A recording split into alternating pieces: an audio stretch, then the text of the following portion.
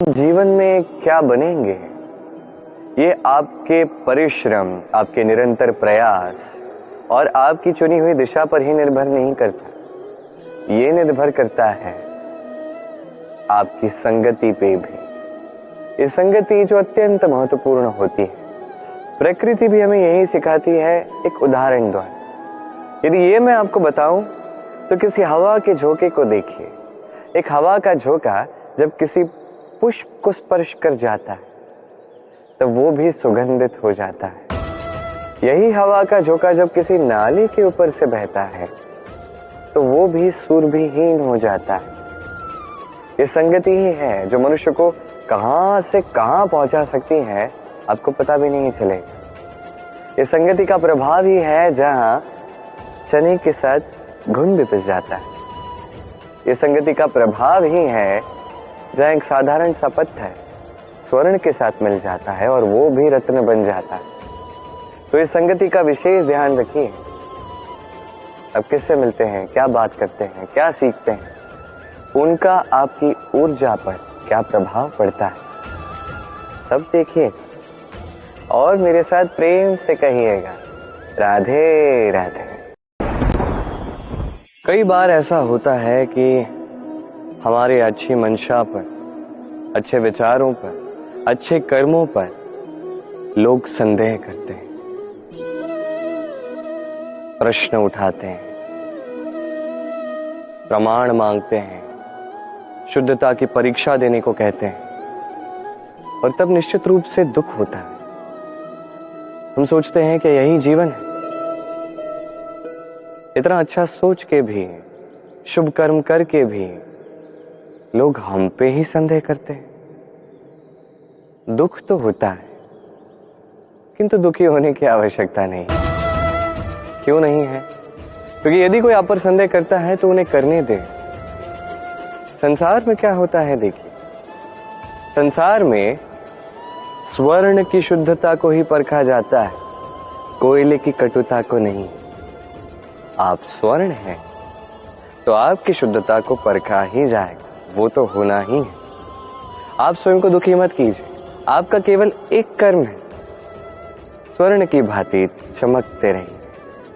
संसार को आपके सोच विचार, आपके कर्म का, आपकी शुद्धता का प्रमाण मिलता ही रहेगा। तो आइए और मेरे साथ प्रेम से कहिएगा, राधे राधे।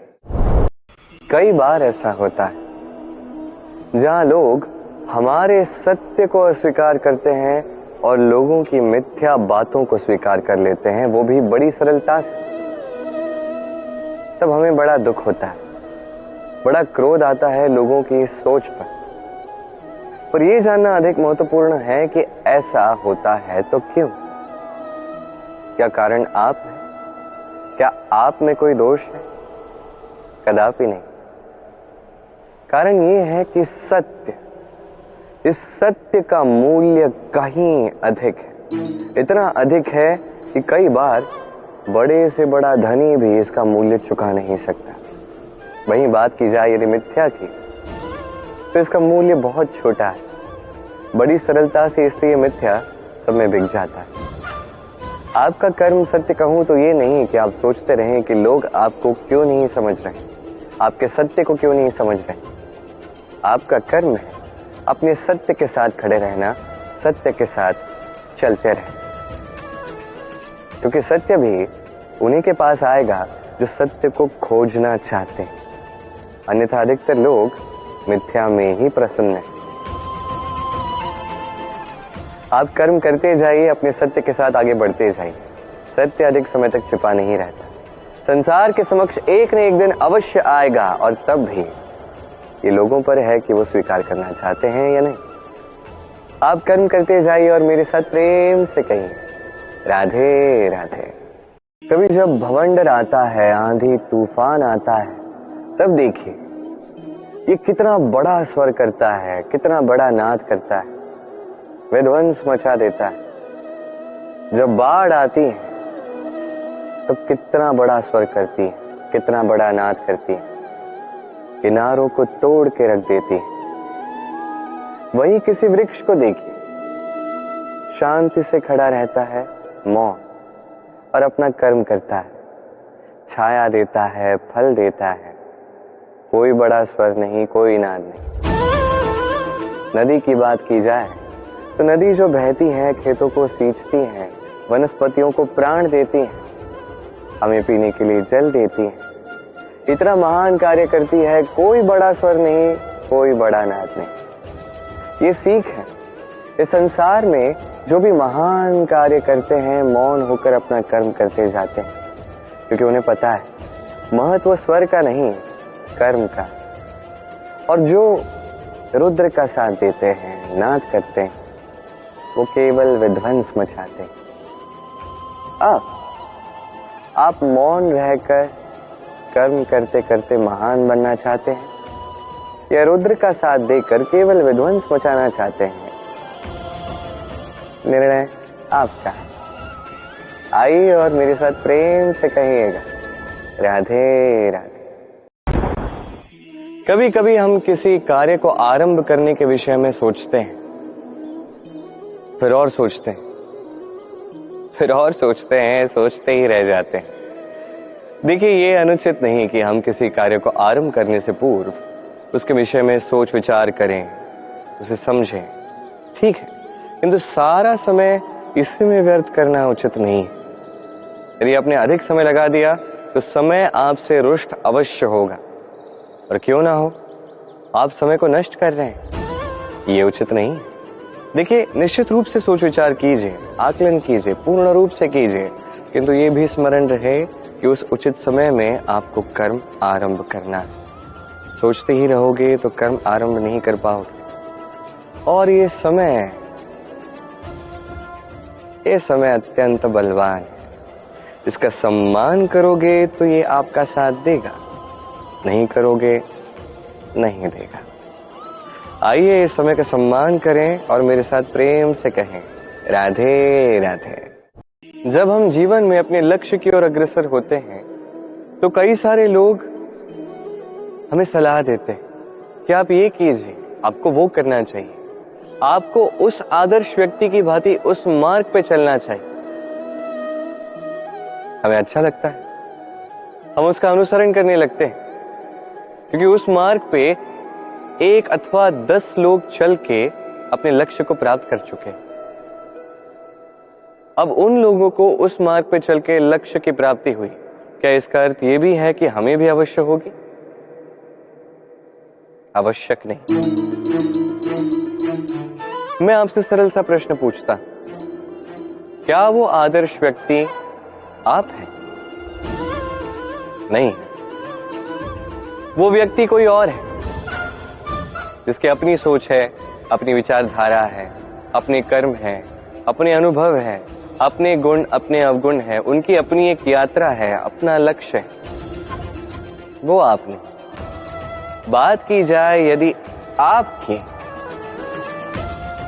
तो आपके विषय में सबसे अधिक कौन जानता है? आपकी यात्रा, आपके लक्ष्य के विषय में, आपकी सोच, आपकी विचारधारा, आपके कर्म के विषय में, आपकी कामना के विषय में, आपके अनुभवों के विषय में, इन सब के विषय में सबसे अधिक यदि कोई जानता है तो वो है स्वयं आप। तो अपने जीवन में किस मार्ग को चुनना है और कैसे आगे बढ़ना है, ये चयन भी श्रेष्ठ होगा यदि आप ही के हाथ में हो। आप अपने जीवन का आकलन कीजिए, समझिए और अपने लक्ष्य को जाकर प्राप्त कर लीजिए। कुछ इस प्रकार उदाहरण इस संसार के समक्ष प्रस्तुत कीजिए कि भीड़ आपके मार्ग पर चलने के लिए आतुर हो जाए। आइए और मेरे साथ प्रेम से कहिएगा, राधे राधे। जीवन में जब भी हम किसी ऐसे मार्ग पर चलना चाहते हैं जिस पर कांटे हैं, छोटे कंकड़ हैं जो चुभ सकते हैं, तो हम क्या करते हैं? हम पादुकाएं पहनते हैं और तत्पश्चात हम बड़ी सरलता से उस मार्ग से चल के जा सकते हैं। किंतु यदि पादुका और पांव के बीच कोई छोटा सा कंकड़ आके फंस जाए तो हम कोमल से कोमल मार्ग को भी नहीं पार कर सकते। कुछ समझे आप? इसका सार यही है कि हम बाहरी युद्ध जीत सकते हैं, वहां पे सफल हो सकते हैं, किंतु उससे भी कहीं अधिक महत्वपूर्ण और कहीं अधिक कठिन आंतरिक युद्ध होते हैं, आंतरिक कठिनाइयां होती हैं। लोभ, मोह, क्रोध, लालच, भय, यदि ये आपके भीतर हैं तो आप संसार के किसी भी स्तर तक पहुंच जाइए, कितना भी बड़ा युद्ध जीत जाइए, आपको संतुष्टि नहीं मिलेगी। तो सर्वप्रथम स्वयं को सुधारें, तत्पश्चात इस संसार को जीतें और उससे पहले मेरे साथ प्रेम से कहें राधे राधे। कभी आपने सोचा है कि वो क्या है जो आपको आगे बढ़ने से रोकता है? जैसे कि आप मार्ग से चल रहे हैं, पांव में मोच आपको आगे बढ़ने से रोकती है, वैसे ही जीवन में छोटी सोच आपको आगे बढ़ने से रोकती। देखिए, यदि एक चाक है जो टूटी हुई है, वो आपको मिट्टी के पात्र नहीं बनने देते, उसी प्रकार किसी से ईर्ष्या करना आपको महान नहीं बनने देता। मैं ऊंचा हूं और वो नीचा है, ये विचार कभी आपको ऊंचे उठने नहीं देता। मन से सारे विकार, ईर्ष्या, मोह, लोभ, लालच सब निकाल फेंकिए। इस सोच को बड़ा कीजिए, सकारात्मकता लाई और पूर्ण समर्पण से कर्म करते जाइए। महानता और सफलता दोनों आपके कदम चूमेंगे। तो आइए और मेरे साथ प्रेम से कहिएगा राधे राधे। बसंत ऋतु जिसमें मन खिल उठता है, हमें ऐसा लगता है कहीं हम आकाश में विचरण करने चले जाएं। अब ये तो होता नहीं है, इसलिए कदाचित हम पतंग उड़ाते हैं, पतंग को हमारा प्रतिरूप समझ के। अब कई सारे लोग जो है पतंग तो उड़ाते हैं, किंतु उसके पीछे का सार क्या है ये कितने समझ पाते हैं? आप ये समझने का प्रयास कीजिए कि आप वो पतंग है। अब ये डोर जिसने पकड़ी है वो है परमात्मा, और ये डोर जहां से आरंभ होती है, ये चरखी है हमारा कर्म चक्र। अब आप स्वयं अनुमान लगाइए कि आपकी उड़ान किस पर आधारित है, परमात्मा पर और आपके कर्म पर।